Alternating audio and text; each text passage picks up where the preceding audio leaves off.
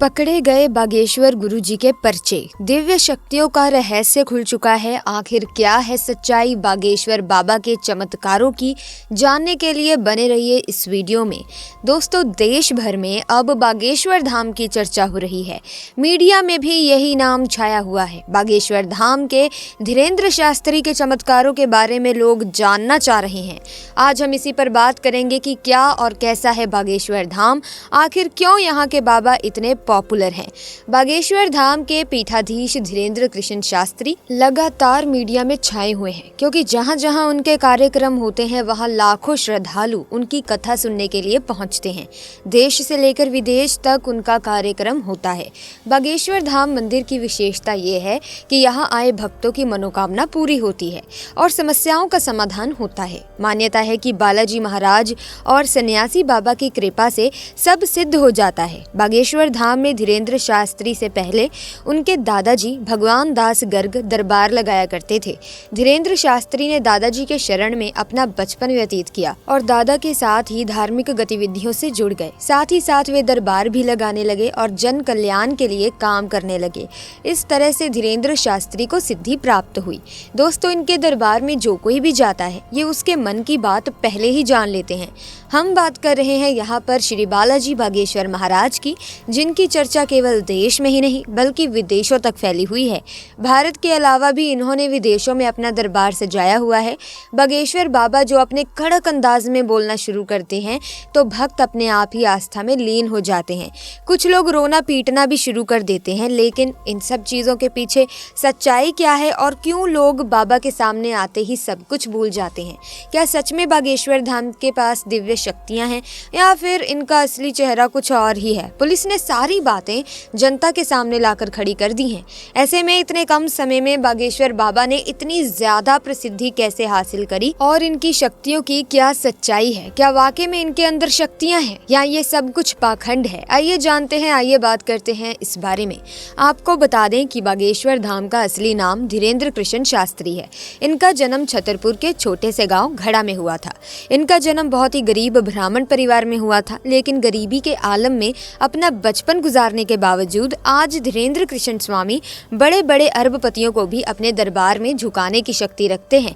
कहा जाता है कि धीरेन्द्र कृष्ण स्वामी हनुमान जी के परम भक्त हैं और 12 साल की छोटी सी उम्र से ही इन्होंने बालाजी यानी कि हनुमान जी की सेवा शुरू कर दी थी। इनका पूरा ध्यान भगवान की सेवा में ही लगा रहता था और सालों तक किसी तरह तपस्या करने के बाद धीरेन्द्र कृष्ण स्वामी को कुछ ऐसी शक्तियां प्राप्त हुई जिनकी मदद से आज ये सामने मौजूद व्यक्ति के बिना बताए ही उनकी परेशानियां समझ जाते हैं और उसे पर्चे में लिख देते हैं। बागेश्वर बाबा ये तक समझ जाते हैं कि आप सच कह रहे हैं या नहीं। इनके द्वारा लिखा एक एक शब्द 100% सत्य होता है, जिसका सबसे बड़ा प्रमाण ये है कि आज तक कोई भी इन्हें झूठा साबित नहीं कर पाया।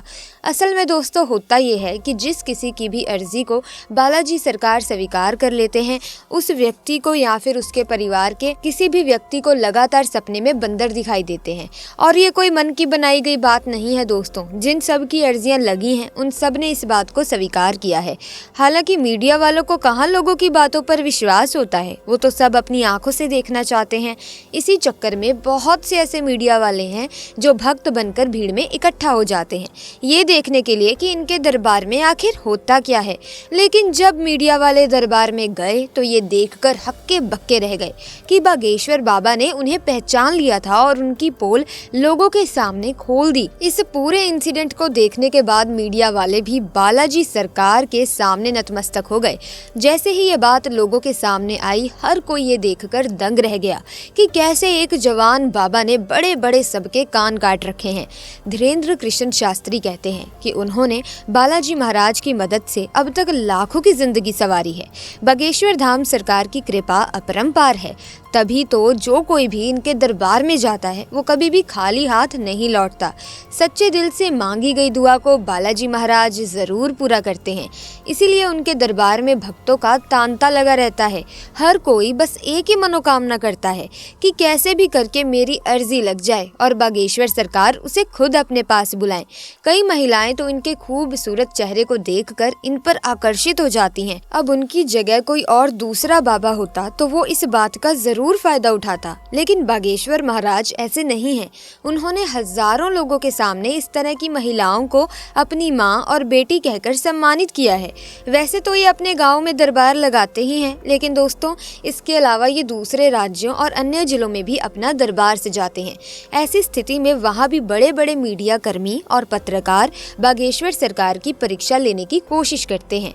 ये नौजवान जुगत माथे पर तिलक लगाकर आखिर लोगों को फंसा रहा है, या फिर वाकई में इसके अंदर कोई दिव्य शक्तियां भी हैं, जिसकी वजह से दोस्तों एक बार तो बागेश्वर महाराज की तरफ से पत्रकारों को ही चैलेंज दे दिया गया, जिसमें पत्रकारों को हार का सामना करना पड़ा, क्योंकि अपने दरबार में आने वाले हर शख्स के मन में क्या चल रहा है उसका ज्ञान बागेश्वर सरकार को बखूबी रहता है।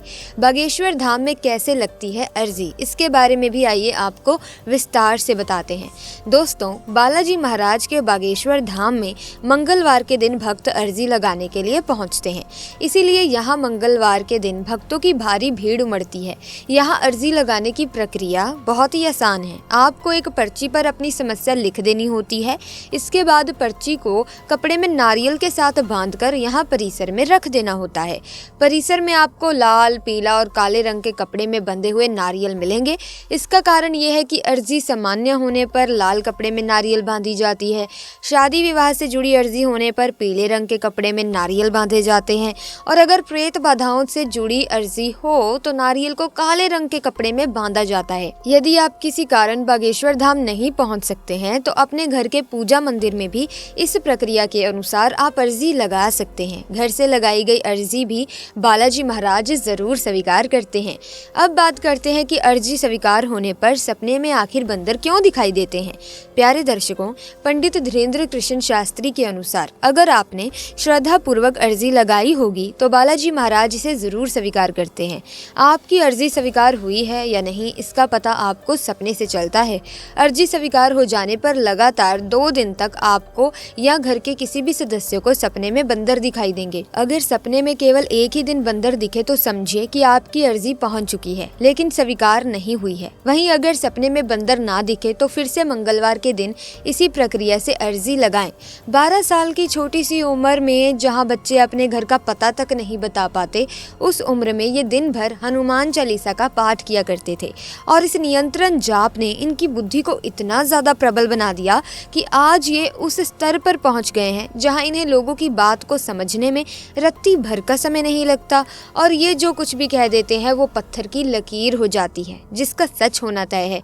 और इसीलिए इसके एक या 2 नहीं बल्कि कई सारे एग्जाम्पल्स दिए गए हैं। दरअसल पिछले साल गुरुदेव इंग्लैंड गए थे श्री हनुमान कथा के लिए। वहां पर एक नवविवाहित जोड़े ने अर्जी लगाई थी।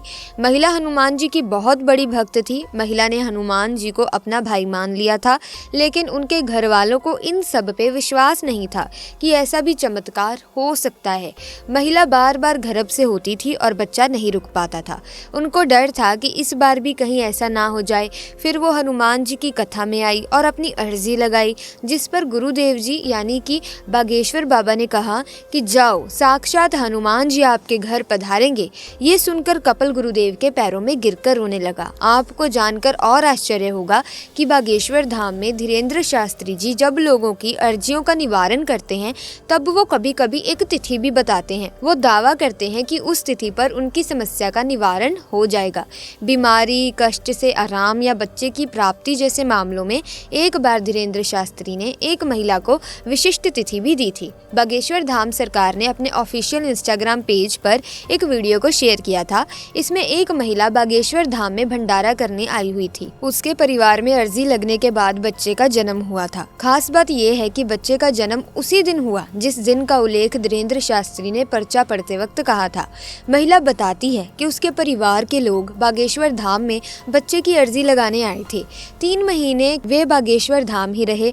फिर जब अर्जी लगी तो पंडित धीरेन्द्र शास्त्री जी ने आशीर्वाद देते हुए एक विशिष्ट तारीख बताई और कहा कि उनके घर इसी तारीख पर एक पुत्र की प्राप्ति होगी।